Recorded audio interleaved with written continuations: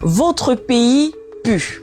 Voilà comment en 2025 encore, le président d'un pays occidental, dont les États-Unis, ose s'adresser publiquement à une partie de l'humanité. Voilà comment l'on parle de l'Afrique. Voilà comment l'on méprise l'homme noir alors qu'il s'apprêtait donc à parrainer un accord de paix entre la RDC et le Rwanda au cœur de Washington. Le président américain a lâché cette insulte. Au lieu de parler de coopération, de respect, d'avenir du continent africain, il multiplie les injures, les insultes, traite les Somaliens de déchets. Il décrit leur pays comme pourri, où les gens ne font que s'entretuer. Et ce n'est pas la première fois. Ce n'est qu'une répétition de 2018, de 2020, de chaque année où, sans vergogne, il déverse ce que certains qualifient de racisme sur ceux qu'il considère comme inférieurs.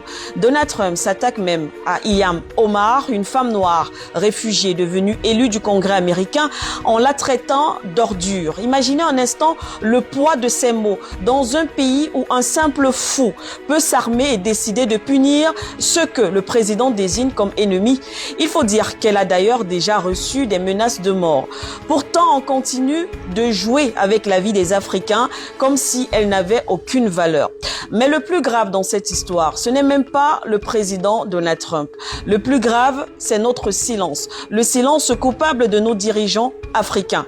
Aucun n'a bronché. Aucun n'a tapé du poing sur la table. Aucun n'a rappelé un ambassadeur. Aucun n'a dit clairement cela suffit. Comment peut-on accepter que l'on insulte nos peuples et nos enfants pendant que nous signons des accords en souriant? Comment peut-on tolérer que nos nations soient traitées comme des poubelles et nos citoyens comme des déchets? Où est notre dignité? Où est notre leadership? Où est notre fierté africaine? C'est une véritable honte, c'est une humiliation, c'est une honte de laisser croire au monde que nous sommes faibles. C'est une honte de dépendre encore de ceux qui nous méprisent.